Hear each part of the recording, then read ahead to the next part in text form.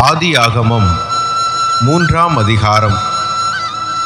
தேவனாகிய கர்த்தர் உண்டாக்கின சகல காட்டு ஜீவன்களை பார்க்கிலும் சர்ப்பமானது தந்திரமுள்ளதாய் இருந்தது.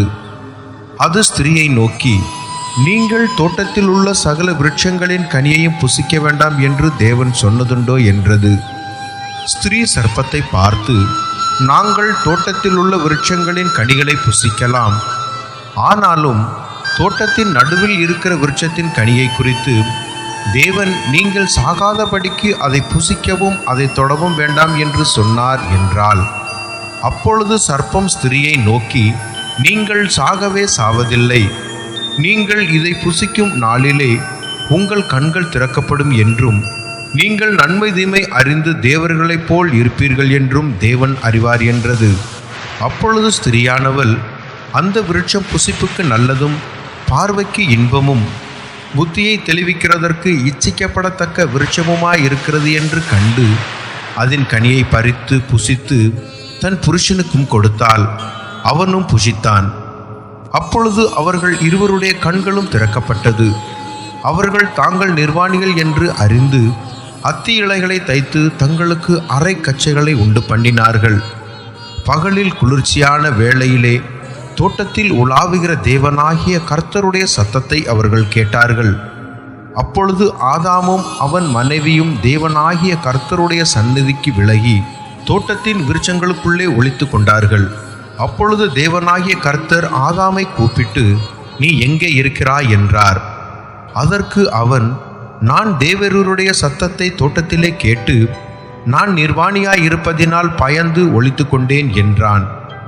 அப்பொழுது அவர், நீ நிர்வாணி என்று உனக்கு அறிவித்தவன் யார்? புசிக்க வேண்டாம் என்று நான் உனக்கு விளக்கின விருட்சத்தின் கனியை புசித்தாயோ என்றார். அதற்கு ஆதாம், என்னுடனே கூட இருக்கும்படி தேவரீர் தந்த ஸ்திரியானவள் அவ்விருட்சத்தின் கனியை எனக்கு கொடுத்தாள், நான் புசித்தேன் என்றான். அப்பொழுது தேவனாகிய கர்த்தர் ஸ்திரியை நோக்கி, நீ இப்படி செய்தது என்ன என்றார். ஸ்திரியானவள், சர்ப்பம் என்னை வஞ்சித்தது, நான் புசித்தேன் என்றாள். அப்பொழுது தேவனாகிய கர்த்தர் சர்ப்பத்தை பார்த்து, நீ இதை செய்தபடியால் சகல நாட்டு மிருகங்களிலும் சகல காட்டு மிருகங்களிலும் சபிக்கப்பட்டிருப்பாய். நீ உன் வயிற்றினால் நகர்ந்து உயிரோடு இருக்கும் நாளெல்லாம் மண்ணை தின்பாய். உனக்கும் ஸ்திரிக்கும் உன் வித்துக்கும் அவள் வித்துக்கும் பகை உண்டாக்குவேன். அவர் உன் தலையை நசுக்குவார், நீ அவர் குதிங்காலை நசுக்குவாய் என்றார். அவர் ஸ்திரியை நோக்கி, நீ கர்ப்பவதியாய் இருக்கும்போது உன் வேதனையை மிகவும் பெருக பண்ணுவேன், வேதனையோடே பிள்ளை பெறுவாய். உன் ஆசை உன் புருஷனை பற்றியிருக்கும், அவன் உன்னை ஆண்டு கொள்ளுவான் என்றார். பின்பு அவர் ஆதாமை நோக்கி, நீ உன் மனைவியின் வார்த்தைக்கு செவி கொடுத்து புசிக்க வேண்டாம் என்று நான் உனக்கு விளக்கின விருட்சத்தின் கனியை புசித்தபடியினாலே பூமி உன் நிமித்தம் சபிக்கப்பட்டிருக்கும். நீ உயிரோடு இருக்கும் நாளெல்லாம் வருத்தத்தோடே அதன் பலனை புசிப்பாய். அது உனக்கு முள்ளும் குறுக்கும் முளைப்பிக்கும், வெளியின் பயிர் வகைகளை புசிப்பாய். நீ பூமியிலிருந்து எடுக்கப்பட்டபடியால் நீ பூமிக்கு திரும்பும் மட்டும் உன் முகத்தின் வேர்வையால் ஆகாரம் புசிப்பாய். நீ மண்ணாய் இருக்கிறாய், மண்ணுக்கு திரும்புவாய் என்றார்.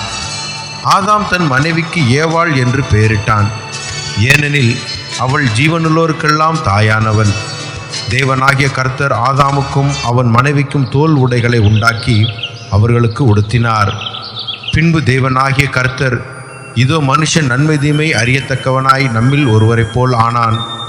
இப்பொழுதும் அவன் தன் கையை நீட்டி ஜீவ விருட்சத்தின் கனியை பறித்து புசித்து என்றைக்கும் உயிரோடிராதபடிக்கு செய்ய வேண்டும் என்று அவன் எடுக்கப்பட்ட மண்ணை பண்படுத்த தேவனாகிய கர்த்தர் அவனை ஏதேன் தோட்டத்திலிருந்து அனுப்பிவிட்டார்.